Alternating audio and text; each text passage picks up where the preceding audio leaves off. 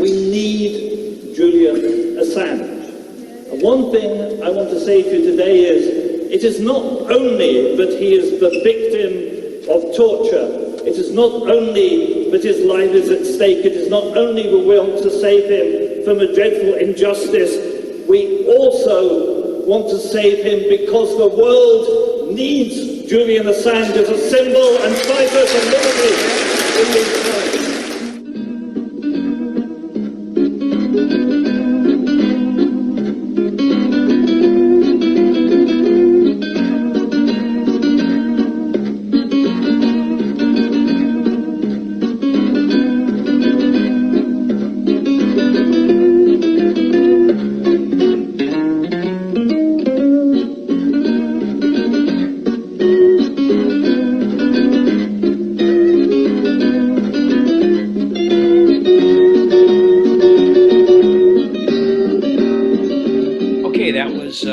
Anton Karas from The Third Man, theme song from The Third Man, and of course Craig Murray at the very top from a speech he gave at St. Francis Church back in November.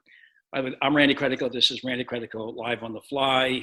We are still in lockdown. We are not in our studio. It's been closed down until further notice, maybe 3 or 4 weeks. So we're doing, tonight was supposed to be Ralph Nader, but we switched it around. Nader's going to be on Friday or Saturday.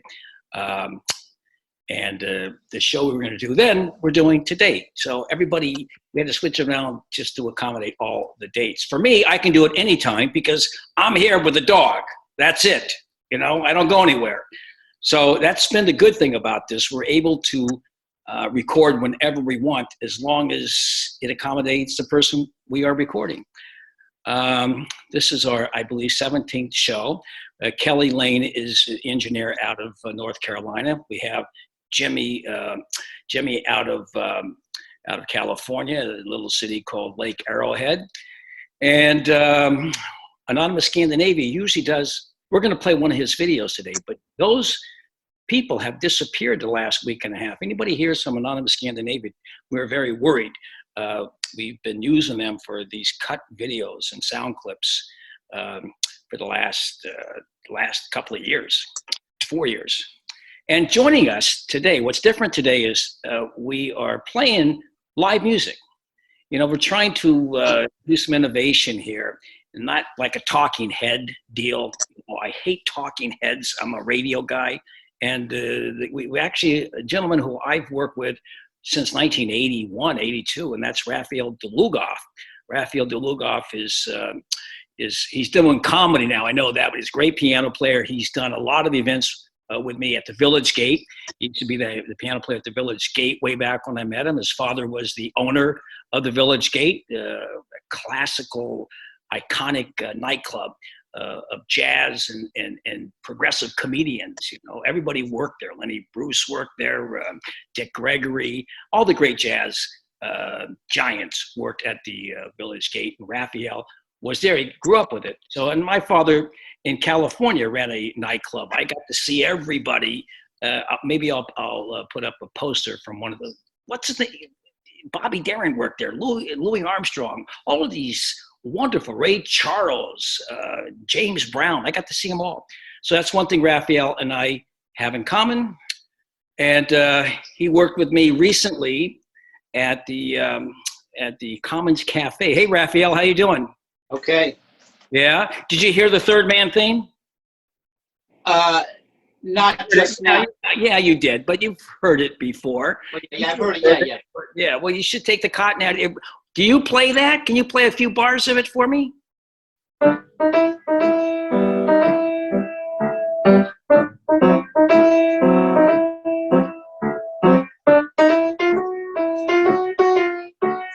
All right, man. You're hired. All right, Raphael DeLugoff, he'll be playing with us today. He's in Manhattan, over there in the West Village, in some strange spot in Brooklyn. And we have a great show today. We have, whistleblower, heroic whistleblower from the NSA, really an incredible story. Sam Adams awardee like Julian Assange, and that is William Binney. And then later on, we have Mr. Tim Canova, who ran against Debbie Wasserman Schultz, and you know that story with the DNC. We'll be talking to him for the first time. Binney we've spoken to, but not in a long time, many times, on this entire Assange series, which is now in its fourth year. First of all, I want to, Craig Murray, who gave, or actually, I don't know, was that the way around? It was Craig Murray who gave William Binney the award in 2016. Craig Murray was just indicted. Craig Murray and I are very close friends. He's close friends with Binney and McGovern, and he's a Sam Adams awardee as well, former FCO envoy to Uzbekistan and all over Western Africa. At any rate, I was at the trial with him, the first phase of the trial, this complete joke of a hearing trial, first phase of Julian Assange back on February 24th in Belmarsh. So I spent a lot of time with Craig. We'd queue in line like at 5 o'clock in the morning, and he got indicted for making comments about a trial of some former First Minister of Scotland. He was defending him, and he got indicted for making these comments, just outrageous. But the guy never minces words, Craig Murray. I interviewed him right after the first day of the trial. We both watched the trial of Assange the first day on the 24th of February. When we got out, I went up, and here's a little clip of that. Craig Murray, outside of today's proceedings. Craig, your assessment. If it were a jury, I would feel we had an extremely good day because the prosecution case seemed rather weak and the defence case was put very well. There were two absolutely key moments for me today. The first one was when the prosecution and the judge established between them that this offence would apply to any newspaper and any journalist who received any unpublished any government secret, and that the whole question of aiding and abetting and collusion is a red herring. It would still be an offence without any collusion, and it would be an offence if any newspaper did it. And that makes plain what a massive attack on free speech this is.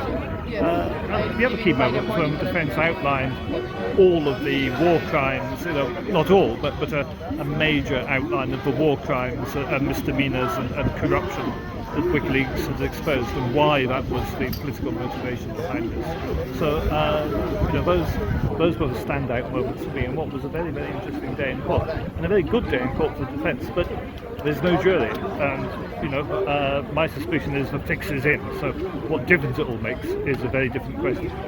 Thank you, sir. Okay, so that was Craig Murray back on February 24th, and he tells it like it is. He's a whistleblower. He got bounced out of the FCO because of his exposure of torture in Uzbekistan. That's the reason why. And he's a great guy. In fact, I have his book here.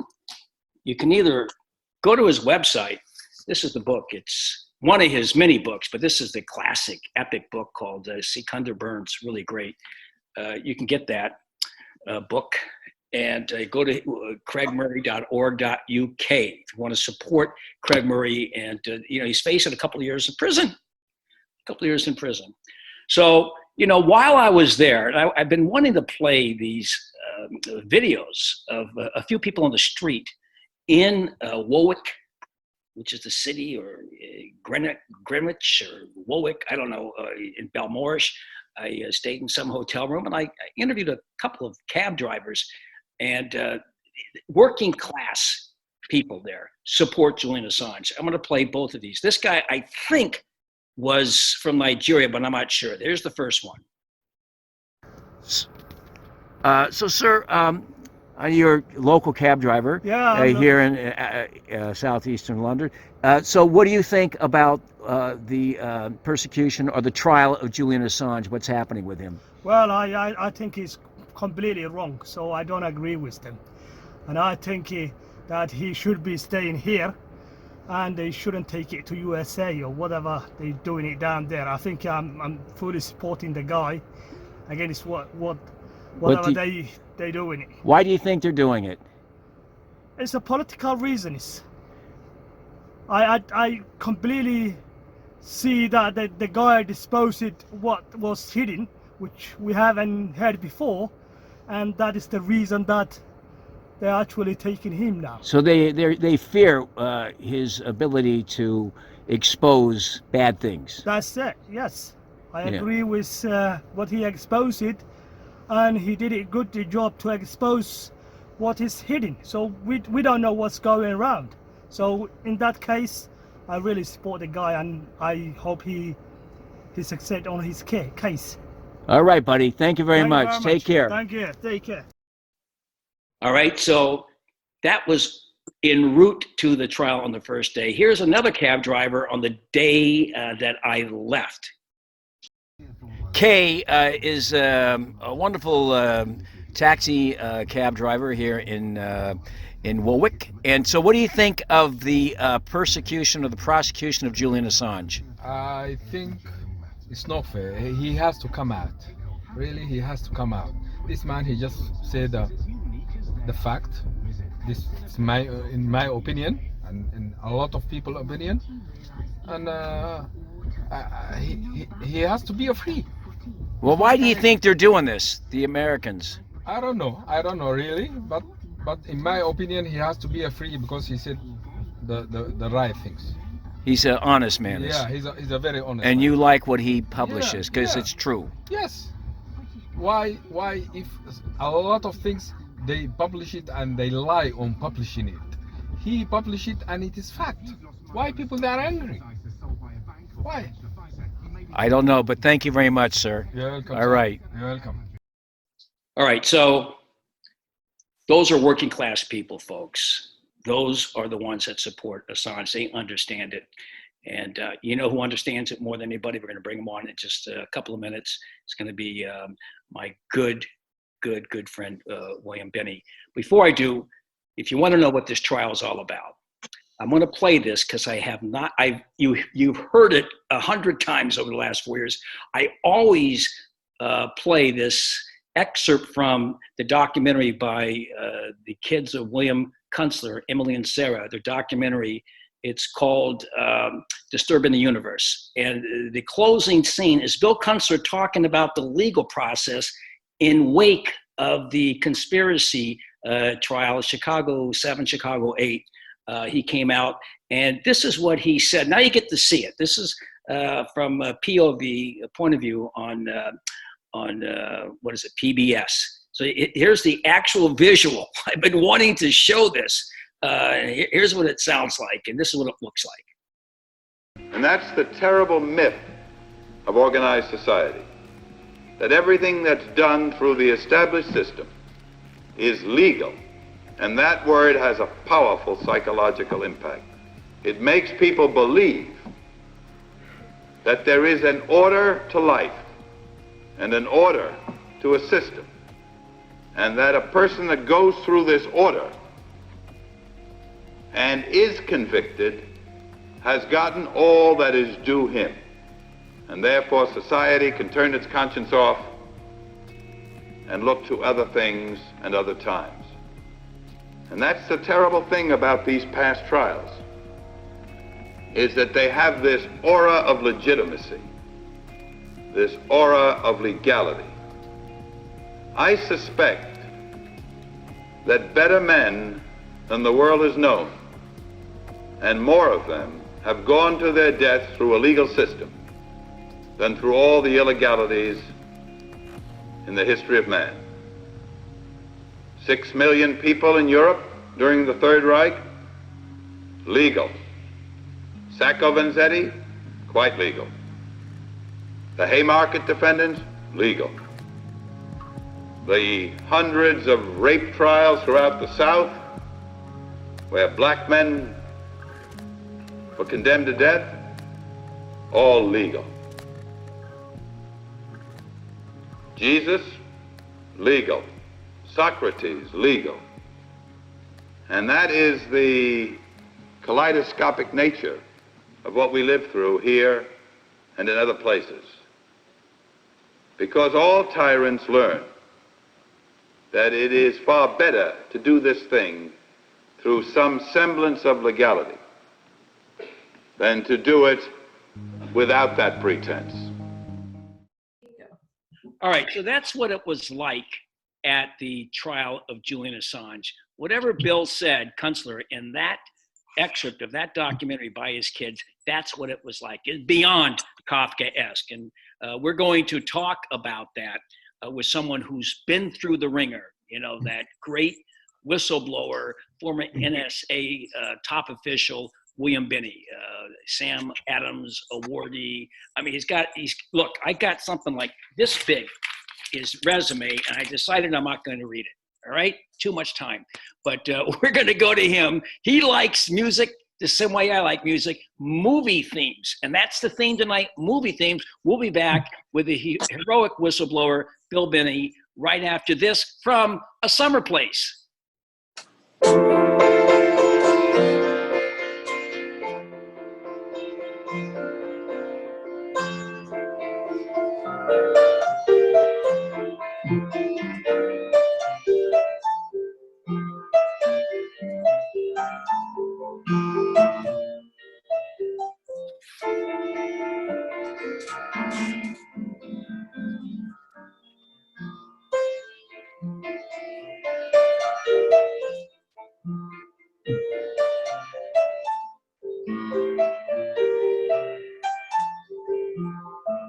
All right, Raphael Dulugoff with a nice rendition there, Raphael. A Summer Place. I don't even know who wrote that tune, Raphael. Percy Faith. Oh, that's right, Percy Faith. Yep. All right, so we'll be back with you, Ralphie. We got Rafi Dulugoff. Can you believe it, Bill Binney? We have a live musician in the room tonight. Yeah. All right? Yeah. And that was your choice. Are you like by the way, I didn't even give you a proper introduction. You're William Binney. You're like one of my heroes. I've known you for a long time. Yeah, I have not spoken to you as the host of his show, co-hosted last year with Dennis Bernstein when I was doing Live on the Fly, Assange Countdown to Freedom with him in exile. But, you know, you were on about 90 times my first couple of years at WBAI, and they were so upset, the management there, that I concentrated on this stuff, you know, with you and Ray and Assange and all of that we got into arguments. And even though it was like one of the most popular shows, I had to go. You know that. But, yeah, I heard that. Yeah, you told me about that, Randy. I couldn't believe that because, I mean, that's really what the problem is today with the current administration, the FBI, the DOJ, and the NSA and CIA. They're all involved, and they're using this as a tool to cause all this problem. Yeah. Well, you know, they certainly, I think, can influence even so-called progressive stations like that. They can put heat on general managers, you know. So, William Binney, by the way, it's always a pleasure, even though it's been a long time. Yeah. Good to see you. Are you down in Virginia or Maryland? Just south of Baltimore in Maryland. Yeah. Okay, that's great. And it's really good to have you there, Bill, have you here. How you doing, by the way? How you holding up in this crazy environment here with COVID-19 lockdown? We keep going out because it's no different than the flu. You know, basically it's the flu. Yeah, as long as you don't catch it, right? Yeah, I mean, the point is everybody has the same chance to catch it every time it comes, which is twice a year, right? Yeah, the flu comes twice a year? Yes. Yeah, well, I certainly don't want to catch this one. I didn't like to catch the flu, to be honest with you. Yeah. So, you know, they've made this one so scary that, you know, I stay indoors. And not that I'm responding to the government. It's just that I have friends of mine that are 80 years old, and, you know, I don't want to get near after I go out and infect them. You know what I mean? I have a lot of older friends. Most of my friends are older than I am. I'm 65, and I have friends that are 80, 82, 83, and I don't want to infect them. So, you know, I'm playing it safe, and I'm getting a lot of work done in the meantime, but not because the government tells me to stay indoors. I'm just doing it on my own accord. I'm not worried about getting arrested. Well, I mean, the main thing to do is, you know, wear a mask and keep a little distance. And I mean, there shouldn't be people who aren't infected, they should be tested to see if they've got the antibodies. If they do, there's no reason why they can't be working. Right. And they can Right. still wear masks while they work, and keep as much distance as they need as they possibly can, and in their work. All right. Well, you listen, Dr. Bill. You're Dr. Bill now. Okay. Right? All right. Dr. Bill, and you are. I saw you back in January at the Sam Adams Award show, and up front we played a little segment of Craig Murray. I don't know if Craig Murray is facing a couple of years in prison, and I told the audience out there that you're the one that got the award from Craig Murray, who had a hard time getting into the country in 2016. He's the one who presented you with a Sam Adams Award. What do you say about Craig Murray's predicament now? Well, I think it's absolutely crazy. What it's really saying is this judge is saying no one is allowed to have an opinion that I dislike, So what happened to free speech in Scotland, As far as I'm concerned, somebody trying to get rid of free speech like that should be impeached from their position. They need to be out. We don't, judges like that don't deserve to be judges. Yeah. Well, look, we have a lot of them here. And I don't know if you ever went before a judge, but can you give, for people who don't know you, most people who listen to this show know you. You'd have to be from a different planet not to know who William Binney is. You're highly visible in the circles that follow this show. But for those who, we hope we get a lot of newcomers. That's what this is about, is to get newcomers. And can you just give us a snapshot of what your travail was like, your legal problem, and how it came about and how it was resolved? Well, yeah, mine basically, I was involved in putting together a program inside NSA that would allow them to basically monitor the entire world for bad doers, like criminals, international crime, or any kind of terrorist attacks or threats from any kind of group of people around the world. And it was basically done with the internet and the phone network. And we did it in such a way that we also protected everybody's identity and privacy, because the data of people who weren't involved in any criminal activity, their data wasn't even taken in. And anybody whose data was taken in and we didn't know that they were involved or have a warrant on them, we would encrypt all their identity factors. And we had another program that monitored who came into the network and did what they did with the data, and how much data they took, so we could monitor who did what with the information. Now, the problem with that was, when you put that program on the entire worldwide international NSA network, everything that all these senior executives in the NSA and the United States government are doing with the data that NSA has. That they didn't want. And that, the idea was, they wanted the ability to look at everybody, so we had a filtering program that got rid of all data that wasn't relevant. And they took that filter out so everything came in. And then they removed the encryption, so there was no protection for the identities, and they stopped the auditing because they didn't want anybody to know what they were doing with the data. So it meant they got everybody, knew who everybody was, and could do anything they wanted to with the data, and no one would know. Wow. Except it is recorded at NSA. Wow, that's scary. So you had this program called Thin Thread, and then you went to this different program. Michael Hayward, is that his name? Hayden. Hayden, yes. What's the difference? All right, I'm speaking. Right. So I haven't seen him around lately. All I know is he blocked me on Twitter. Yeah. Can you imagine that?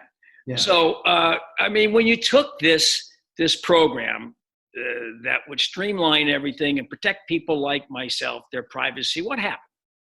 Well, of course, NSA wanted to use it to look at everybody. Actually, at the time, Dick Cheney wanted it to spy on everybody or know all of his enemies. That was one of the things he learned from Richard Nixon, right, and Watergate and all of that issue. So that was the thing coming through the political system. That was the drive there, to know everything about everybody. And Hayden's drive was to build an empire, get lots of money, get a bigger empire, bigger budget, all of that. A true bureaucrat likes to do that. That's what bureaucrats do, right? Yeah. So in order to do that, they had to take the program we developed, put it online as their major program, put all these taps in the United States and around the world, so they could have all U.S. citizens and everybody all of their metadata, all of their content of communication, everything. So, and that's basically what they did. But they had to get rid of me and the little SARC team, take our software and do it separately without us, because we object to that kind of thing. You know, we wanted to follow the Constitution. That's why we built all those protections for privacy in. But they didn't want that. And so what happened? You blew the whistle.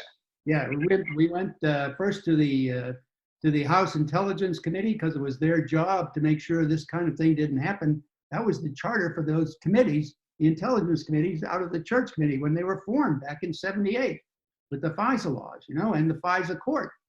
That was all set in place to make sure that the intelligence community, mainly the FBI, CIA, and NSA, didn't spy on US citizens. That was their charter. And now all they are is advocates for that. So I don't understand. What is it that they want? Why would they want to do this, Bill? It's, I call it population control. They want to manage the entire population, not just in the United States, but of the world. Look at what's happening with the COVID-19 virus.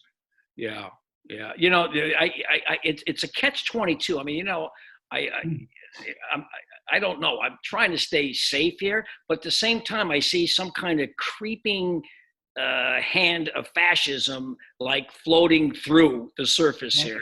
And there are other people who say that, but by saying that, it sounds like I'm a flat earther, you know. No, actually, you're just trying to recognize what the hell's going on. Yeah, you think it's a lot worse. You think that the COVID-19 is a scare tactic to intimidate and to monitor human beings, not just here but everywhere. Yeah, sure. And there's any number of doctors who are you know, trained and practice in the infectious diseases kind of area, and are coming out saying this whole thing is, you know, everything is basically, they should be opening up now because they can clearly see it's not as dangerous as the flu or other kinds of disease. Or take, for example, the problems that people have because they're not going out. They're not going out to get medications or getting treatment in hospitals or something like that. These guys were saying that they're closing down portions of the hospital and sending doctors home. Well, that means people aren't being treated. Yeah, I had a toothache here for, I would say, the worst toothache I've ever had for almost 2 weeks. And I went through like 6 or 7 bottles of ibuprofen, seriously, because you know how bad a toothache can be and it's not being treated. My dentist, he closed down. Yeah. Isn't back. And if I got sick, I wouldn't go to a doctor right now because you can't get in anywhere. Yeah. It's jammed with these patients right now. And the medical system is pretty fucked up in this country. Let's be honest. The healthcare system. Wouldn't you say? I mean, you're covered because you work with the government for a long time. How good is your health plan? Mine is great, you know, but I have a supplemental plan also. So plus I have Medicare. Right, right. Well, that's what I have right now. I can't believe it. I haven't been sick in like 40 years, and I got sick as soon as I turned 65. I actually had to use it. I got sick on a plane, got dragged off the plane and taken to a hospital. And so that was the first time I'd been sick. And it happened just a few months after my 65th birthday. Bill, this is Assange Countdown to Freedom. Randy Critical Live on the Fly, Assange Countdown to Freedom. This is our 4th year. You were on the very second one this week, exactly 3 years ago. You were on the second one. I recall you and Ray McGovern. And here we are 3 years later. And I asked John Pilger this the other day. We haven't moved the ball forward. It's like we've been taken for a loss. Yeah, but you see, that's that worldwide movement to do whatever they want with whomever they want, and not be held accountable for their actions. Like, for example, what they've done to Julian Assange, at least in the courts in the European Union and the humanitarian courts, they've been saying this is torture. They've been running him through torture for all this time. So, you know, and it's not something. I mean, what are the charges against him? I don't know why the Espionage Act. He's got 17 charges. Espionage Act. Okay, but that's the U.S. charge. Right. That's not the U.K. charge. The U.K. is holding him. What's the U.K. charge? Well, the UK charge was bail skipping, but he already served that sentence. Yeah. So he's being held right now in a prison awaiting this extradition hearing, which is not even going to continue for another 6 months. He's been locked down in, it's bad enough for me for a month, but he was locked down for 7 years in that embassy, that Ecuadorian embassy, now a year in this dungeon. You know, Albert Speer had better conditions when he was at Spandau than Julian Assange has right now. Yeah. Well, let me ask you, with the UN special rapporteur saying that this is torture, you had the UN Working Group on Arbitrary Detention. They've come out and condemned it. You had Amnesty International, Reporters Without Borders, and a whole bunch of other respected international organizations that have condemned this treatment of Julian Assange. Why are the British continuing to suck up to the US and do their bidding with this prosecution of Julian Assange? Because it's a worldwide joint operation. Yes, It's can not you just explain a- that? I mean, they're in league together. That's all. Yeah. I mean, one does, the other does. So wait a second. So this is Australia is as bad as Yep. it's all these Five Eyes That's the countries. truth. All right. So tell us for the people who don't know about Five Eyes, what they do. All right. For the few people out there who don't know, explain what Five Eyes is. Well, Five Eyes is like the joint US, UK, Canada, Australia, New Zealand agreements where they cooperate in intelligence and intelligence production. They have human sources. They also cooperate with CIA, like MI6 with CIA, MI5 with the FBI, and GCHQ with NSA. That's the basic core. That's the kernel of the cabal of people around the world doing this stuff. So, Yeah. And there's like 8 or 9 other countries that are involved with them also. In the bulk acquisition of data, there's another 20 some that are also involved with them around the world that are not involved in the bulk acquisition, but other activities of intelligence gathering in terms of human and signals intelligence and things of that nature. well, you know, we're talking about Western democracies that have all collaborated in this overreaching attempt to silence Julian Assange, one man. What on earth are they afraid of? The truth. They can't take the truth. That when Julian publishes, he publishes the truth on countries around the world, and none of them like it because he does that. Right. They don't want their populations to know the truth. That's all. You know, you got the war logs, you got Cablegate. Yeah. They don't want that. They don't want people to, well, that's already out, but they don't want anything in the future to get out. Is That's that what it is? Are they trying to send a message, or they just want to quiet this guy? No, he's the poster boy for what they're going to do to other reporters around the world who do this. I mean, after all, he's not a U.S. citizen. He's being charged in the U.S., and the U.K. is basically going along with the charge and holding him until they can extradite him for trial. But the same will be true for any reporter anywhere in the world now.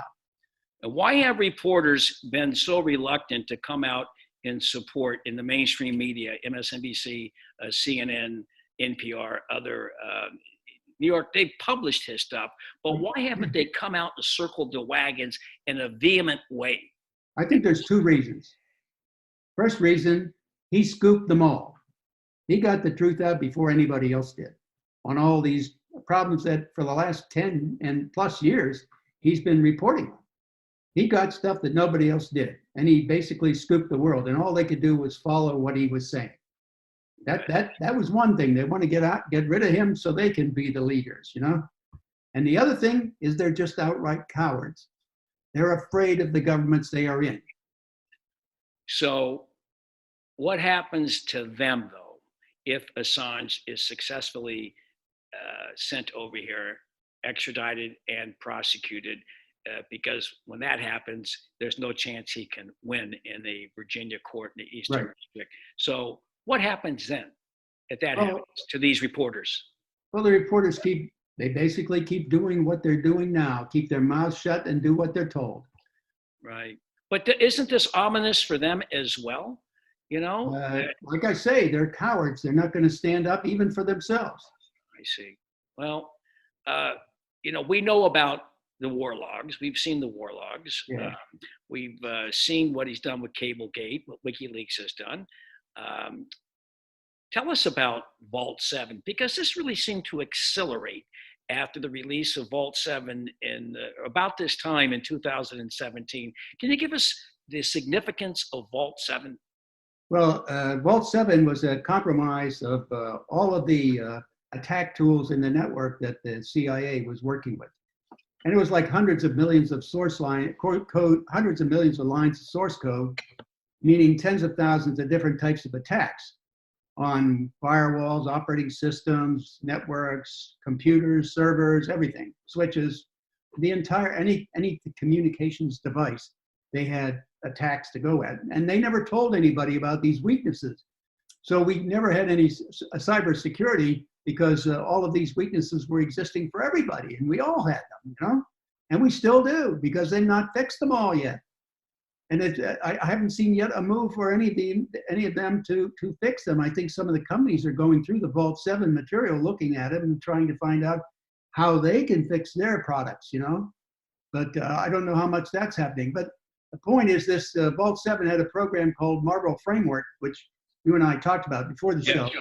And this program was designed to go in or attack a server or a computer and make it look like somebody else did the attack.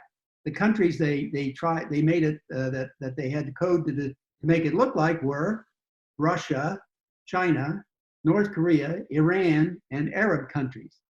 So those 5 different types of attacks made it look like other people did it. So, and in the Vault 7, it said the Marble Framework was used one time in 2016. Yeah. So, And what do you think that was? well, some of our guys were looking at the data for WikiLeaks and what Gooseford 2 had published back on the 15th of June, saying, here's some of the stuff I took.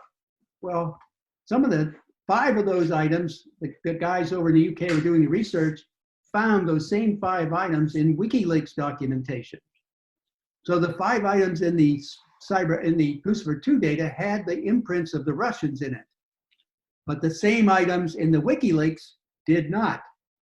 That meant those were inserted into that email. Wow. Those were Podesta emails, by the way. And so when that just simply showed that somebody implanted and made it look like the Russians did the hack. Right. And so that tied back to the Marble Framework program assertion that was used once. That was what that program did. And so therefore, all these things with Gooseford 2 are pointing right back at CIA as the origin of all of this charade about Russiagate. right. So, you know, you look at that, there were, I think, like 8 or 9 different programs that were disclosed by WikiLeaks at this point. How scary are those programs that are contained in Vault 7 to you? Well, I mean, it gives everybody in the world the opportunity to look over the source code and manage and modify it and make different types of attacks. You know, it's all very dangerous unless they start addressing it. It's only going to get worse. For example, if you remember that virus that was going across Europe, going in and around the world, I think, going into hospitals and disabling things in the hospitals. Yes. I can't remember what that one was, but there was a name for that one. But it was a modification of one of those ones in the Vault 7. I see. So, in other words, the CIA actually allowed these programs that they developed to get out. The genie got out of the bottle. Is that it? I think there's a fellow charged with it now. He was a contractor working for CIA. He's being charged with leaking those. I see. But I mean, now that they're out, they're extremely dangerous. I mean, take the program that they did to try to confuse the Iranians on their nuclear program with that, the virus they put in there. They gave them a whole bunch of stuff on the nuclear stuff with some fault in it, but it was easy to see the fault in the design of the nuclear program they gave them. So they worked right through that, and all that did was put them ahead in their nuclear program. So this is the stupid idiots down there at CIA thinking they can put a program together to deceive somebody because they think they're stupid. when in fact the only ones who are stupid are the ones in CIA, giving them and advancing their nuclear program by giving them designs that they shouldn't have. You know? Right. Well, there were other programs that they were used. What's the initial purpose of developing these programs? Was it just to make a bunch of money and come up with stuff that they could say they are developing, or was it to repress and spy on Americans and people abroad? Yeah, that was the whole key, was to be able to have windows to look into what people were saying to one another. So if you encrypted things like and passed it across the line, that and it was encryption they couldn't read, what they could do is go in and attack your computer to where you stored the decrypt, pull out the decrypt and read it, so they didn't need to worry about your encryption system. Wow. So that's the way they get around these things. It allows them to get around all obstacles to see what you're doing, what you're saying. So this was a great disclosure by WikiLeaks, and something that we should know about, that's being hidden from the public. And these are the type of disclosures that the government, which we pay for, that they don't want out there. And so they are dead set on crippling Julian Assange. They can prolong this trial process, and as long as they do that, the longer he will be totally muted. Yeah, but it's really short-sighted, finite thinking on the part of CIA and the rest of the intelligence community here in the United States. Because what it is they know all these weaknesses, but they don't tell anybody that they're weaknesses and they should fix them. So that means we're all vulnerable to attacks. That means that anybody in China or Russia or North Korea or Iran, they can attack us because they know the weaknesses now too. So, unless they fix these things, we have no cybersecurity. But look at what they're doing. Every time there's an attack, what do? Oh, we need more money for cybersecurity. But they know about tens of thousands of attacks here on all kinds of things, switches, servers, computers, operating systems, firewalls, all of it. And they don't tell anybody. That means they want to look into what you're doing and saying and not get them fixed, because if they tell the companies that here's the problem you have, and they fix it, they can't look in, right? Because the weakness goes away. It's no longer weak. But that means they shouldn't be asking us for cybersecurity money until they fix all the problems they know. Then maybe we'll have some cybersecurity. Wow, Bill, I got just a few minutes here. Let me ask you first, the contribution heretofore that Julian Assange has made to the human race, to journalism, in so many words. Well, he's brought the truth forward of what countries are doing and shouldn't be. He's brought forward the idea of humanity and the inhumane treatment that's been going on for people around the world. He's made a contribution to every country in the world to be able to look and see all these violations of human rights and what really a problem we as a world community need to deal with and haven't. That's why they want to get rid of them, because they don't then have control, right? They can't abuse people. They can't do anything they want to populations around the world. Well, Bill, I'm just going to say, this is part one of a continual conversation with you, because, I'd like to talk to you for a whole hour, because there's a lot that you can tell us, and we will do that. We have another guest, and we're short on time. In the closing minute, Bill, can you just tell people what happened to you when you became a whistleblower? Well, when I did it, the other guys with me out of NSA, we all went through the proper channels. We went to the House Intelligence Committee, the Inspector Generals of the Department of Justice and the Department of Defense, the proper channels, as Senator Feinstein said, and all that did was make us a target for the FBI and then the system itself. It was the Inspector General of the Department of Defense that gave our names to the FBI as likely candidates for the New York Times leak in 2005 of the warrantless wiretapping program. Well, we didn't do that, of course, and they knew it, but they still targeted us and raided us, took our equipment, shut down our company, broke us up, and it basically destroyed our business. So, and it also blackballed us for working anywhere else in this country. Yeah. Did you have to spend a lot of money in legal bills? No, because I caught them in violating all kinds of laws. Plus, I threatened them. I threatened the Department of Justice of the United States with malicious prosecution, and I gave them the evidence that I had against them, and they ran like cowards. Wow, this is after they raided your house. After that, And then we sued them to get everything back and won. wow, you are a true hero, William Binney, and we look forward to continuing this discussion because there's a lot more to talk about. Oh yeah. This is just the beginning here of our discussion, and we're going to be doing this on a weekly basis. And I look forward to having a nice 1 hour chat with you over a huge cup of latte. All right, instead of this little thing that I have here. This is just a small little espresso. All right, so we're going to take you out with another movie theme that I know you're aware of, and it starred Humphrey Bogart and Peter Lorre and Ingrid Bergman, and this is from Casablanca, and we'll talk to you soon. Let them listen to this. This is Raphael DeLugoff as time goes by. Yep.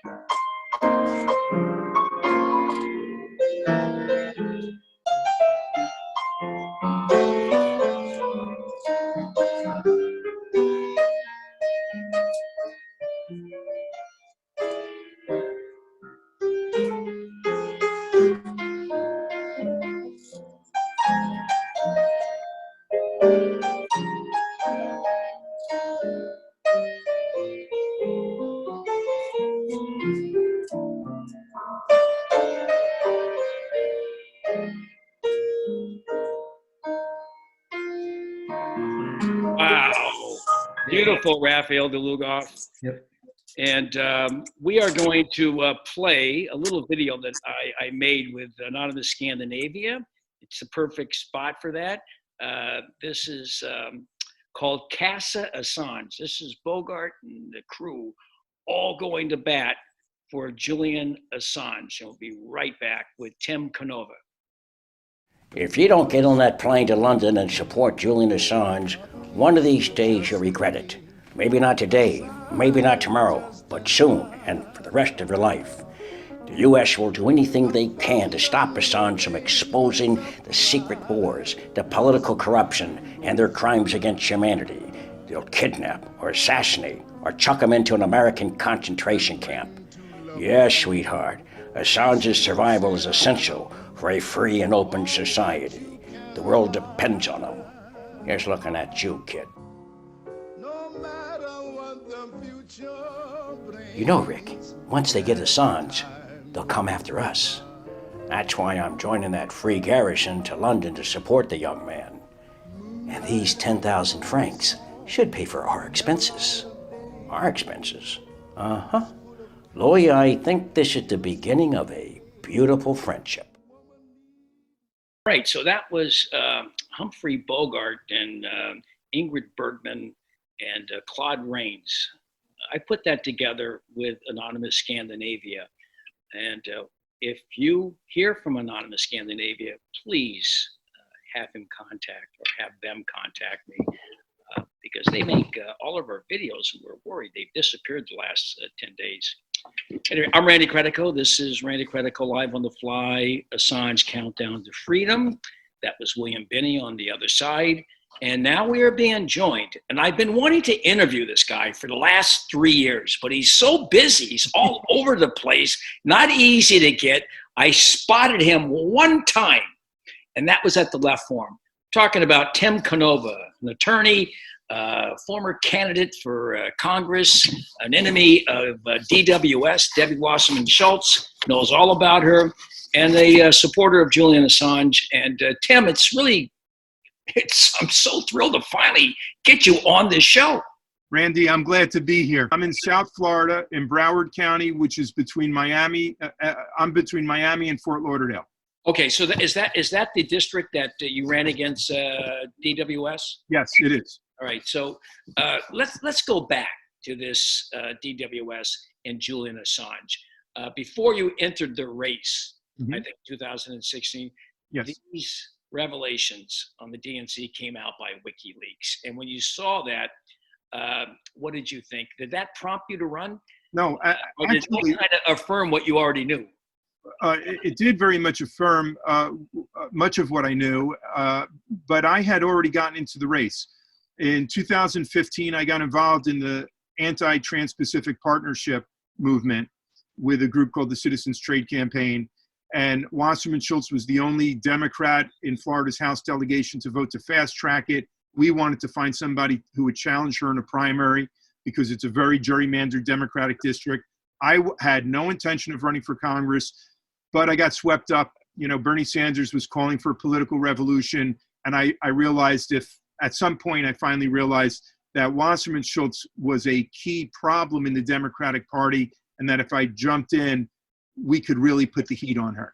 So you knew this prior to the WikiLeaks dump on how she rigged the primary process. You knew in 2015 she was in the bag. Yes, in late 2015, she had made up this story about the Sanders campaign violating the firewall in the van voter data system. It was all contrived and made up. And she tried to block the Sanders campaign from using this important organizing tool just a few weeks before Iowa. And the Sanders campaign sued her and the DNC. And in that one day, when they sued her, they raised $1 million online in small donations. And I realized at that point, if I'm in the race, I'll raise $250,000 on a day like today. And she's the problem. I realized the head of the DNC was stacking the deck against Bernie Sanders. So I jumped in early January of 2016. The WikiLeaks didn't happen until half a year later. Well, the DNC came in June, or June, right? I think it was June. I think it was right. June of 2016. So you were already aware of the corruption of this Congresswoman, DWS. And so you decided to get in, which, look, I know it's a difficult chore to run up against somebody who's the chair of the DNC at that point in time, but you decided anyway. What kind of support did you get locally, and what kind of support did you get nationally? So nationally, our campaign raised $3.8 million from 209,000 individual contributions of $20 from me. I put in $20. Thank you, brother. Thank you. Go ahead. I'm sorry. Well, so 209,000 people like you threw in an average of $17. With that $3.8 million, we opened up 4 field offices in our district. And Bernie Sanders, in his Florida presidential campaign in 2016, had 1 field office for all of South Florida. We had 4 field offices in 1 district. We had almost 150 to 200 souls every day, volunteers and field organizers and deputy field organizers knocking on doors. We were knocking on 12,000 doors a week by the time of the August primary. And our final field numbers showed us crushing her. I mean, crushing her, not even close, and running away with it at the end. And we have the election, the polls close. Within an hour, they declare her the victor by 13 percentage points. And, really every early voting station I went to, every election day station I went to, it was like we were winning a landslide. And our final field numbers, this is based on much more than a telephone poll of likely voters to 600 people. I'm telling you, we were knocking on 12,000 doors a week. So I never conceded, and I asked to see the ballots. And that's where it starts getting real interesting. Well, go ahead, tell me that, because I remember back then everyone was focusing on your particular race. There was the presidential race, and then there was the one race in South Florida between you and Debbie Wasserman Schultz. But at that point, you got to understand, people really despised her because of her role in rigging the primary against Bernie Sanders, which, of course, WikiLeaks, when those dumps came out, you're talking about that these figures were prior to the WikiLeaks disclosures on the DNC corruption. You were way ahead back then? No. I was. We had a poll in May, so it was just before the disclosures. Our poll had me down by 8 points, but closing fast. There was still a lot of people who didn't even know who I was yet, and still I was only 8 points back. And that was in May. So that's a snapshot in May. By August, everything had gotten that much more viral. And I had very good name recognition. My negatives, my approval to disapproval was very high approvals and very low disapprovals. Whereas with Wasserman Schultz, it was the absolute opposite. And, she was the perfect candidate to go against. She had made herself extremely unpopular, not just nationally, but within the district as well. People wanted change. So, we really felt very good going into the final few weeks, and our field numbers just kept confirming a gigantic victory for us. So, I understand we were probably behind in the absentee ballots that start coming in 4 weeks before the election, but within that 2-week limit going into early voting, we were hitting our stride on all cylinders. And she had been dodging debates. She agreed to have one debate. At first, it was going to be a 15-minute debate on TV, and then we got it up to half an hour. She was on the run and on her heels the whole time. So I never believed the results. They just didn't seem credible to me. And however, you got to have some humility about it. You never really know what could happen. So I asked to see the ballots. I thought this is the best way to verify it. I'll say right after the election, I was being contacted by election integrity people from around the country who were studying the results. And they were creating these cumulative vote tallies. I'm not a mathematician, so I can only tell you that the experts who were crunching the numbers were telling me they didn't add up. They found the election results implausible statistically, mathematically implausible. So I figured there's a lot of chatter there that the race has been stolen and that it was rigged by computer software. And I figured the best way to deal with this, let's inspect the paper ballots in a dozen key precincts. If they match up, it puts an end to it. If it matches up, I'll call up Wasserman Schultz, congratulate her, and concede. That was my feeling. That's the best way to verify the vote and just put it to rest, all the concerns that the experts had. So I put in a public records request to inspect the ballots. The supervisor of elections is Brenda Snipes, as I learn, a close crony of Wasserman Schultz's. And they, under Florida statutory law and under the Florida Constitution, ballots are public records. Every citizen has a right to inspect public records. The case law was clear, and it didn't matter. The supervisor of elections stonewalled us for more than half a year, and I finally had to bring a lawsuit, which I did. And this hardly ever happens. I can tell you half a dozen candidates who believe, and I'm talking of national significance, who believe that their races may have been stolen through computer manipulation, and they never asked to see the ballots. They're professional politicians. I'm not. I'm a tenured law professor, and I figured, what do I have to lose? What does it matter? I'll go back and I'll be a professor. I don't care if the pundits want to make fun of me. I'm curious. I want to see the ballots. But was this like a symbolic run, or you were serious? I was quite serious about trying to win that race. It was not a symbolic race. Well, I got to tell you, we all thought you were going to win. Yeah. Now, that was the buzz. I mean, like I said, there was Trump versus. Randy, I'll tell you, at this point, there are a lot of folks who believe I did win and it was stolen. This is the primary now. We're talking about the primary. The primary, yes. So, yes. So, but how was that finally resolved? So that's what makes it quite interesting. We file a lawsuit in June of 2017. It took that long to inspect the paper ballots.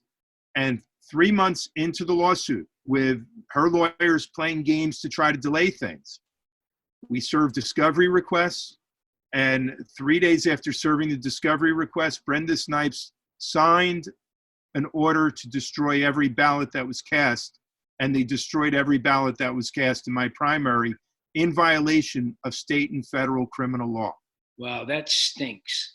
That really stinks. So, And but that was a year later, you know. Yes, it was a year later.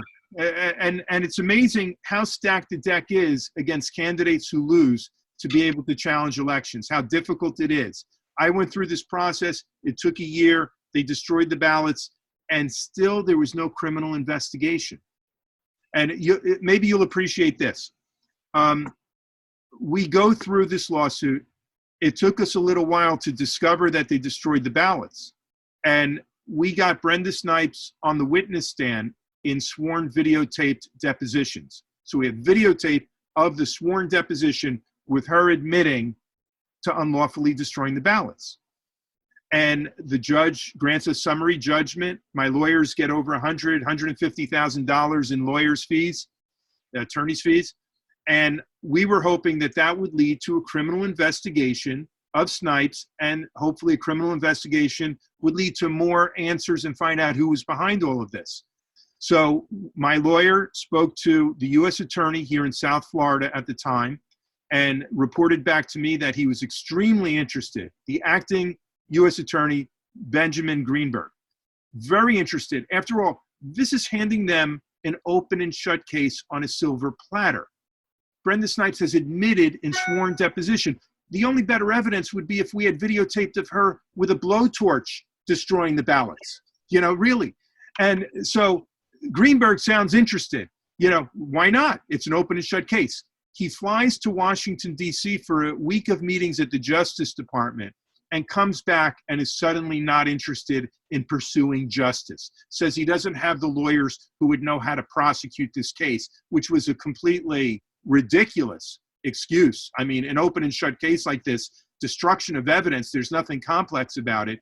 We found out later that the Department of Justice official who killed that investigation was none other than Deputy Attorney General Rod Rosenstein. No kidding. No kidding. I got to tell you something. That's quite a, I don't say a tale, but quite a story there. Yeah. Let me ask you, the role of WikiLeaks, did they do something that was illegal to you when they disclosed the corruption of the DNC, or was that not a public service? I guess I would answer by asking, did the New York Times and Washington Post do anything illegal by publishing the Pentagon Papers? These are matters of public interest. They're publishing. Somebody else might have broken the law in getting them the documents, but the publisher has a right to publish, and that's the New York Times versus Sullivan. Of Sullivan, yes, exactly. So no, I don't think WikiLeaks did anything wrong. I think they performed a public service. It was embarrassing disclosures for Hillary Clinton and Wasserman Schultz. In the DNC WikiLeaks disclosures, my name appears 100, 200 times. I lost track how many times. So the DNC was being used by Wasserman Schultz to surveil me as well and my campaign. Wait a second, I did not know about that. Mm-hmm. Can you elaborate?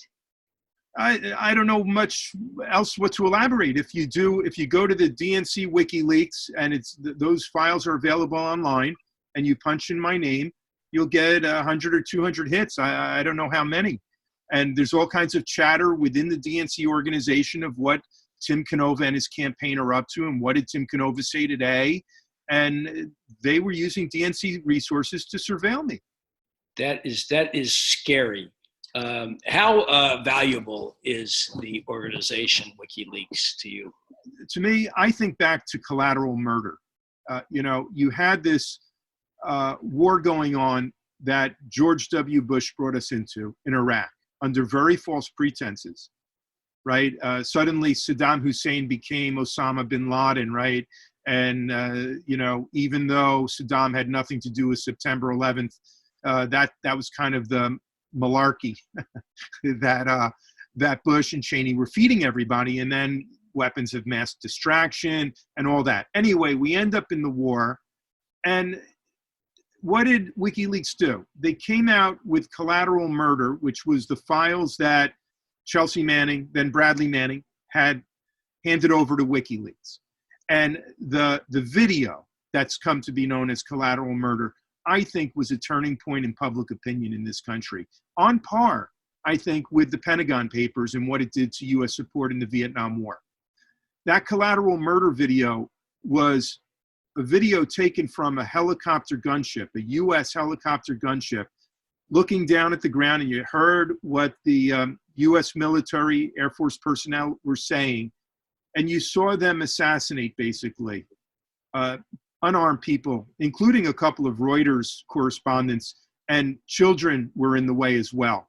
And when that kind of went viral, that was the turning point for public opinion to finally, let's get out of Iraq. Enough of this already.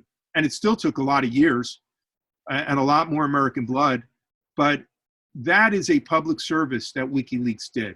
And I would say that Manning did. It took a lot of courage to do what Manning did, to turn those files over to a publisher. And from what I understand, Manning tried to get the New York Times and the Washington Post and other establishment publications to publish those files, and they refused to. Well, So- Deborah Wasserman Schultz, what was her position on both the Afghan and Iraq war? She kept voting for appropriations for each of them. She wasn't in Congress when those wars started, but she continued to fund them. And, And the Patriot Act. Yeah, I believe she was for the Patriot Act, and she was certainly for regime change wars in Libya and in Syria as well.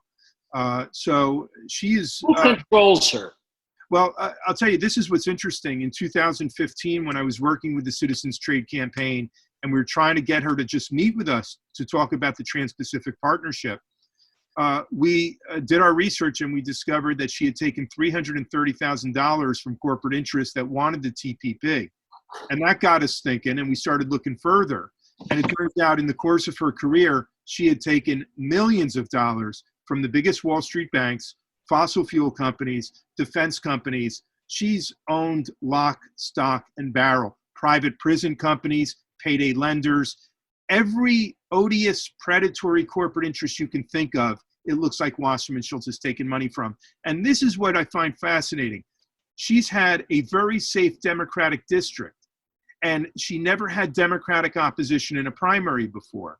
And she knows once she wins the nomination, she'll walk onto, she's got no real opposition because it's such a gerrymandered district for Democrats. So somebody who's got that safe a district, had I won, you know what I would have done with it? I would have used that to ask tough questions of those corporate interests. She, quite the opposite. She was able to gaslight the people of this district, make them think that she was some kind of liberal progressive because she was always denouncing Bush and Trump and whoever the Republican boogeyman was. But all at the same time, she's taking unbelievable amounts of money from these corporate interests. Can you name anything that she's done that's been beneficial to the American public? Anything she's sponsored? Has she done anything progressive? She tries to take credit for some progressive appropriation bills, but they are appropriations that are part of huge, big appropriation packages. I don't think she's ever sponsored any legislation of note that's passed Congress. Look, she became a fixer. How does somebody rise up so quickly? She hadn't been in Congress for a dozen years, and suddenly she's the chair of the Democratic National Committee. And it was because she was willing to do Hillary Clinton's bidding. And she had been chairing Hillary Clinton's campaign in 2008.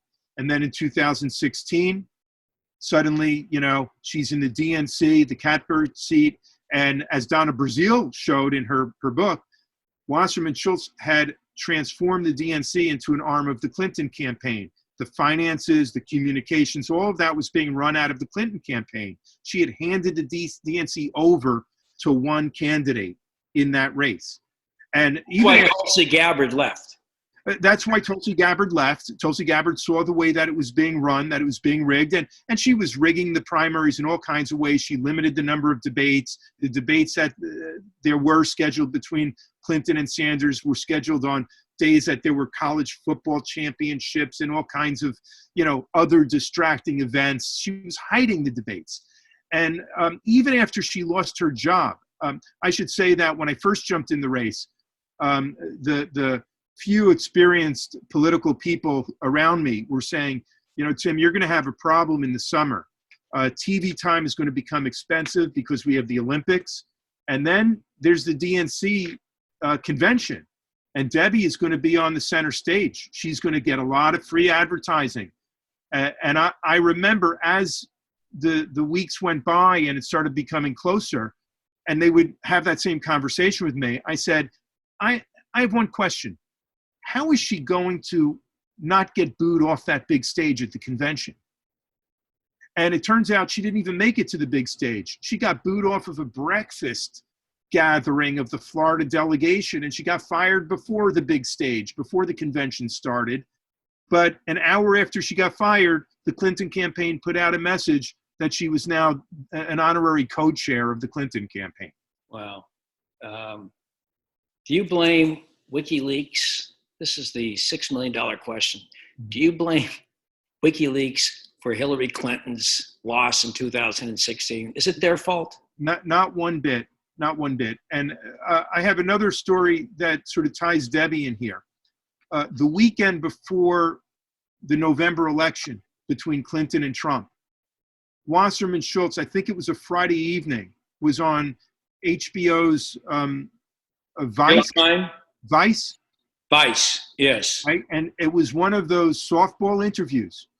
And she was being asked, the Sanders people are blaming you, and, what's your response? And she hammed it up and said, it was completely undeserved and she had done nothing wrong. And something, she was poking her finger in the eye of Sanders supporters in that interview. And I thought, of all the time to do that, why would you do it the weekend before the election? You do it because you've got supreme overconfidence and hubris that you're going to win this election. Why else would you pick a fight with the Sanders folks days before election day? And I think that was the entire Clinton playbook. Hillary Clinton never went to Michigan or Wisconsin. She hung out. Wait a second. You mean that it wasn't Julian Assange that gave Hillary Clinton a map of the U.S. that excluded Michigan and Wisconsin? Yeah, it's Julian's fault that she never made it to Michigan and Wisconsin. Yeah, it's terrible, all of the excuses they've made after that election to blame everybody but themselves. They never looked themselves in the mirror. The Democratic Party never had an autopsy of what went wrong. They had to have their Mueller investigation, $30 million, 40 FBI agents. Don't remind me. Yeah. Okay. And then I got wrapped into that too. Then it was Ukraine gate, and it's anything but considering what the establishment itself might have done wrong. And I think they've set themselves up for defeat for 2020. You really do? Yeah, I do. I think that can Biden even make it over the finish line? With Biden, this charismatic candidate, Joe Biden, is not the the knight on the white horse. I think it'll be a bit of a miracle if Biden makes it past the conventions and is really the candidate on the ticket in November. I think they're trying to force feed us Andrew Cuomo, but I know so much about Andrew Cuomo. I just did an interview with Anya Parampil of Gray Zone News, because I've known Andrew for 20 years. And I can tell you, he is a Joe Biden neoliberal. He's a reactionary. He is not a progressive at all. Well funded. He is riding the wave right now Yeah. of as if he did some kind of miracle. In New York State, we have 300,000 people that are infected. We got like 20,000 people dead. And he's taken all the credit because he's given us the daily death count. Yeah, I know. He's always been well funded by Wall Street. I remember that he was propping up this contingent of Democrats in the state Senate, I think, that were really Republicans. Yeah. No, it was called the IDC, Independent Democratic Committee, which were 3 Democrats that were all like reactionary whites that Right. broke away, and they like caucused with the Republicans. And the whole they never whole did point- anything progressive. Exactly. That way he wouldn't be in this position where he either has to sign very progressive legislation and gets painted as a left-wing Democrat, or he vetoes it and aggravates progressives. Right. That I've known the guy very, very well since he parachuted into a movement that I was very much involved in, and that was the movement to repeal the Rockefeller drug laws. His career was dead in 2002 after he was embarrassed by being thrown out of the primary against Carl McCall, and his career was dead. And he parachuted into the very popular Rockefeller drug law reform movement. And once he became governor, he totally threw us aside and did nothing to try to change the conditions of the prisons, of the drug laws, not even marijuana. We don't have legalized marijuana in the Empire State. Right. What do you say about that? Right. And what about his public integrity, his corruption commission? Yeah, I know all about that. Listen, half the people that he hung out with over the last 10 years are in jail or were indicted. His best friend, Joe Percoco, is in Otisville prison. I know that guy very well. There's the Buffalo billion scandal that he's involved in. But he's been using these daily, I call them daily wakes or shivas, to kind of like exploit the vacuum that exists right now with Joe Biden kind of, you know, he really is an if he's going to continue. And so, you know, Andrew Cuomo is the guy waiting to be he very well might be. I've heard some other names that would be even more shocking than Andrew Cuomo. Tell me who could be more shocking. I've heard Hillary Clinton, Michelle Obama, Elizabeth Warren. I guess Warren would be the least shocking since she already ran. But, you know, Randy, before, you know, we run out of time, I do want to steer the discussion to one point. All right, let's do that because we are running out of time. A major point. Well, it is a major point. The United States is the only major democracy in the world, or country that calls itself a democracy, that still uses electronic voting machines. And the electronic voting machine has been banned all over the world for the simple reason that these electronic voting machines are inherently vulnerable to outside hacking and insider manipulation of the software. When Great Britain votes, there's no electronic voting machines. It's paper ballots that are counted by hand in public on election night at the local precinct level. And there's so much less opportunity to steal elections that way. You mean, wait a second. When you see these MPs all stand up on a stage, those are all by paper ballots? Yes, absolutely. Australia, South Korea just threw out, after 18 years of electronic voting machines, the citizens had a petition drive, 200,000 signatures. They threw out the electronic voting machines. Germany, France, the Netherlands, Sweden. I'm telling you, these electronic voting machines are a fraud. They're a sham. You know, there's an annual hackers conference in Las Vegas. It's called the DEF CON conference. And 2 or 3 years ago, an 11-year-old boy hacked into Florida's election system in 15 minutes. The next year, the election experts assembled 100 electronic voting machines that are used throughout the country. Every single machine got hacked into at the DEF CON conference. These machines are a joke. If I ask you, who are the big companies that run these machines? Most Americans wouldn't know the names of these companies. Dominion Election System, Hart Intercivic, ES&S, Election System and Software. ES&S is the dominant one. And the electronic voting machines in my district and all over Florida, we have paper ballots, but they're not counted by hand. They're scanned through an electronic voting machine, an ES&S machine, that has wireless cellular modems on them. It's a joke. They can be hacked in. They can be manipulated before they actually count your vote. And there's no, the software, good luck in reviewing the software. It's considered proprietary. You may not inspect the software. It's the private trade secrets of ES&S. Who owns ES&S? It ends up, it's owned by a private equity firm, the McCarthy Group, located in Omaha, Nebraska. This is who we've trusted our elections to. You know, it always gets me. Bernie Sanders talks about Medicare for all. This is a multi-trillion-dollar healthcare industry, and he wants to wipe out private health insurers. Multi-trillion dollars. But he's not willing to look at, not multi-trillion, but just a billion-dollar industry that we privatize. It's called our election system. It's called how we count the votes. We've privatized it to mainly 3 shadowy companies that we know nothing about. It's a great opportunity to have a casino. They might as well have a black market on elections. Well, you know, I got to tell you something. It's right here. At Twitter, it's Tim_Canova. And right there, it describes you and it says, America needs hand-counted paper ballots now. So you're very passionate about this. We do not have a democracy without it. Well, is that your phone? I mean, you getting a phone call at the beach?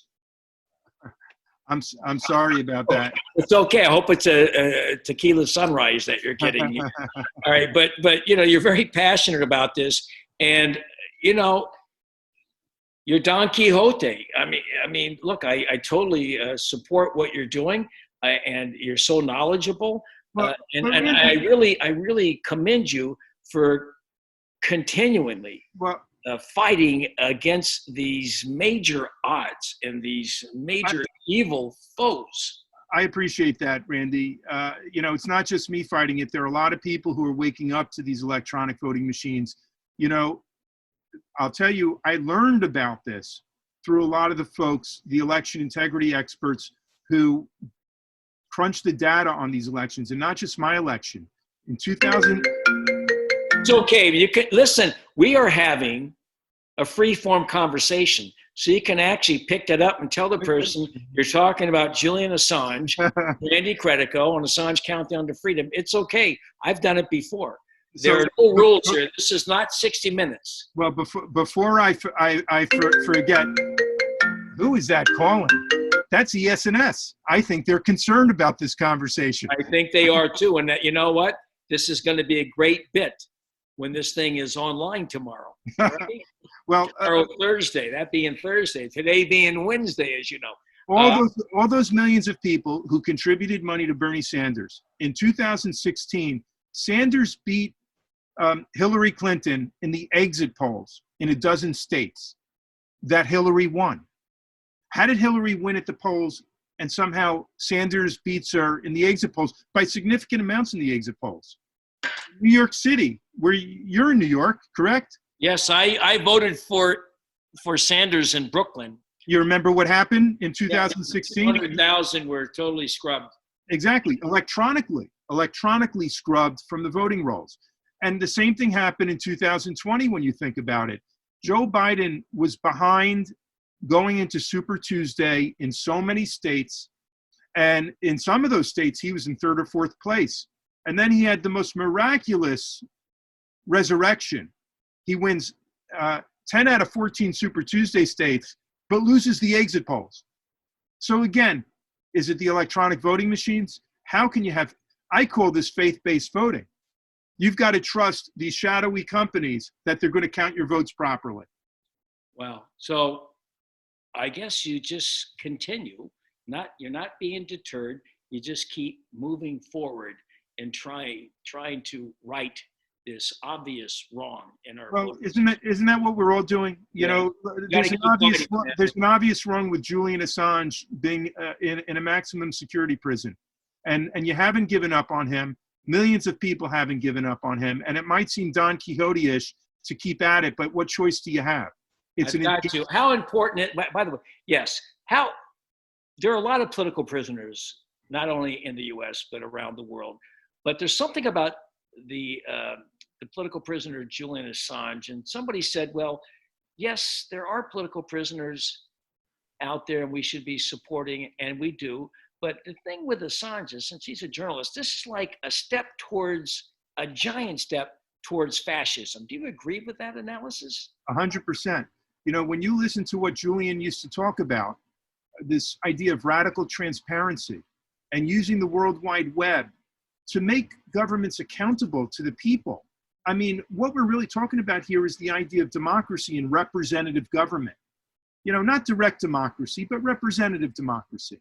And you don't have it when they rig elections, and you don't have it when you've got a media system that's owned by 6 conglomerates that don't want to hold politicians accountable in any way. So Assange and WikiLeaks represents a different path, a way to empower citizens to keep government transparent and accountable to us, to the people. And by locking him up, it is having a chilling effect. So he is the most important political prisoner on the planet at this point. Well, you know, I really can't follow that. I was going to ask you another question, but you landed on that one, and I totally agree. And I appreciate all of the work that you have done. I know it's difficult. Thanks. I know it's a tough road to hoe, but you're not deterred. Look, Bill Kunstler was like my godfather, and he took on all sorts of losing causes. It's like Jimmy Stewart in Mr. Smith Goes to Washington. The only causes that are worth fighting for are lost causes. That's what he said. That's beautiful. It's wonderful. Look at that speech at the end of, not at the end, but somewhere in the middle. He says that the most important causes are lost causes. That's what he says to Reigns, the corrupt senator that was trying to take him down. And you've been doing that. And, you know, we are going to continue this fight for Julian Assange. It's not like I'm an Assange fanatic, but I am a First Amendment and free speech fanatic. And he represents, if he goes down, we're in a lot of trouble. Well, that's the same with me. I've never met Julian Assange, but it is what he represents. And the First Amendment is hanging by a thread right now. I mentioned 6 media conglomerates. 90% of the broadcast, television, radio, and print media is controlled by 6 conglomerates now.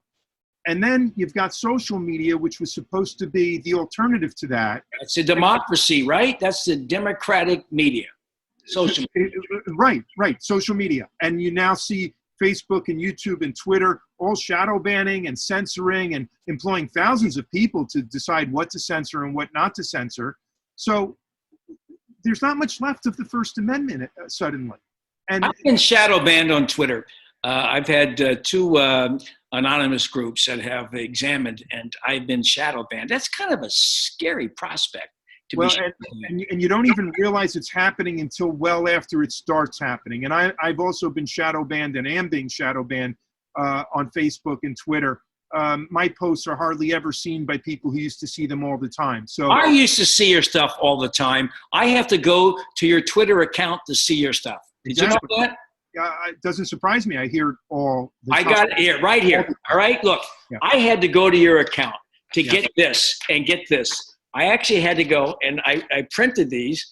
I had to go to your account because I used to see everything, but I don't anymore. It doesn't flow down.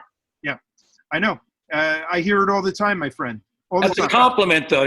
I know it's not a compliment that you prefer it not to be that way, but it is a compliment because you're making a difference. I think that is the way to look at it. You're right. These are powerful forces that we're fighting, and they're corrupt. They're corrupt forces. They don't have the interests of the people at heart. They're really there for corporate profits and nothing else.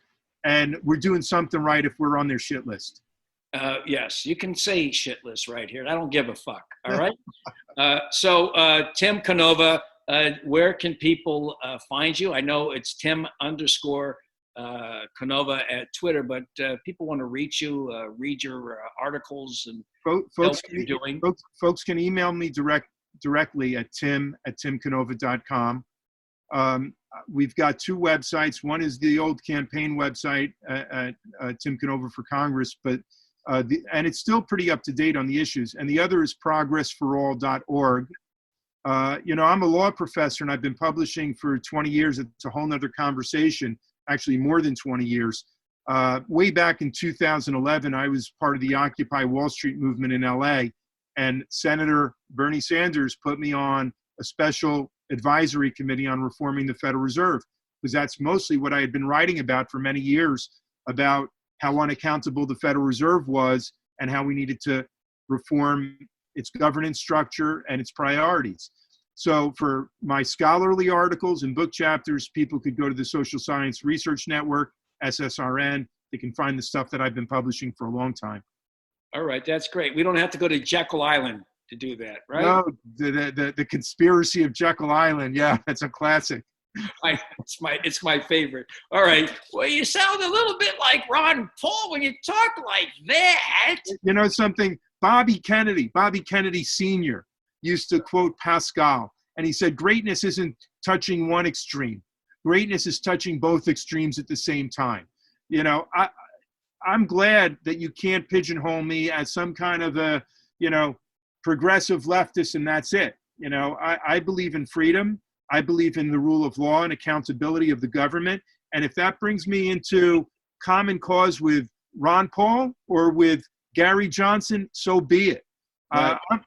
I left that Democratic Party because it is a corrupt party. I am very proud to be an independent. Well, I got to tell you something. I wish you were in Congress, and I hope people are inspired by the work that you've done in the past, some of these difficult challenges that you've run up against. You're a gutsy guy, and Thank you. at least people will be inspired by listening to what you've gone through and what you continue to do. And thank you very much for all that you've done and all that you do and all that you will continue to do. Thank you, Randy. I appreciate it. I look forward to next time, and keep fighting, my friend.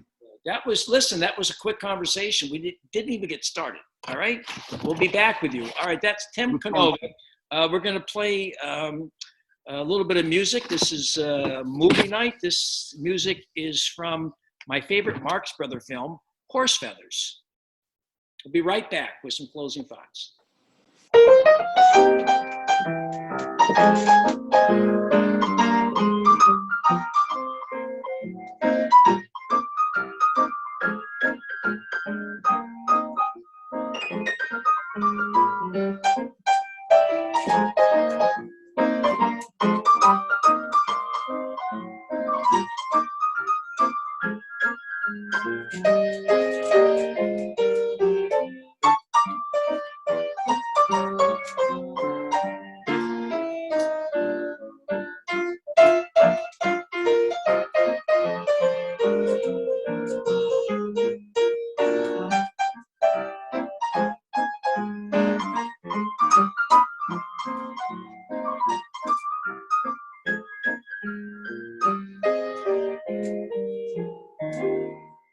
Okay, you got to see Horse Feathers, man, to hear Chico Marx play that theme tune. There's like 4 different versions throughout Horse Feathers, one by Groucho, one by Zeppo, and one by Harpo. Anyway, I'm Randy Credico. This is Randy Credico Live on the Fly, Assange Countdown to Freedom, episode 17 with my dear friend William Binney and my new friend Tim Canova. And they were spectacular tonight. It was a long show, but it was a good show, and I hope you were informed and entertained at the same time. I want to thank, before I forget, the engineer who has to put all of this together, and that is Kelly Lane out of North Carolina, and the person she works with to edit this out of Lake Arrowhead, California, where I grew up, like within 30 miles in Pomona, California, and that's Jimmy Sunderland. And the overall 3-year contribution by Anonymous Scandinavia, who I've not heard from in the last 2 weeks, and I'm getting a little nervous. So if you're out there, Anonymous Scandinavia, please reach us. If you want to support the show, and we do need your support, go to SansCountdownToFreedom.com. and throw in a few dollars. We've been doing this. This is our 4th year. We will continue to do it. And I ask for just modest support at our website, AssangeCountdownToFreedom.com. The trial will not resume for 6 months, and we need to get some support out there. If you like this show, if you want us to continue, and we've got like 5 or 6 people working on this. We got a webmaster, we got a new website. And it's not a lot of money, just looking to pay the bills. So AssangeCountdownToFreedom.com if you'd like to support us. And I guess that's basically it. Tim Canova, who ran for office, I've run for office too. And we're going to close here. I ran for office in 2010 against Schumer, 2014 against Andrew Cuomo. And in 2013, I ran against a field of Democratic opponents, including Bill de Blasio. And when the Democratic primary was over, I ran what was called the Tax Wall Street Party that was invented that year. And I put out an ad, and it shows my support of the Sandinista government back in the 1980s. I'm a proud supporter of the revolution in Nicaragua. And so we're going to play the ad from 2013. This way we don't have to pay residuals for the music, all right? Because the music is from Nicaragua and they gave it to me, and I don't want the YouTube thought police to close this down looking for loopholes. That's why we had original music renditions by Raphael DeLugoff today. So this is it. This is from 2013. This is the end of the show. Assange Countdown to Freedom. My ad from 2013 against Bill de Blasio in the general election. And we'll see you very soon with Ralph Nader. He's next.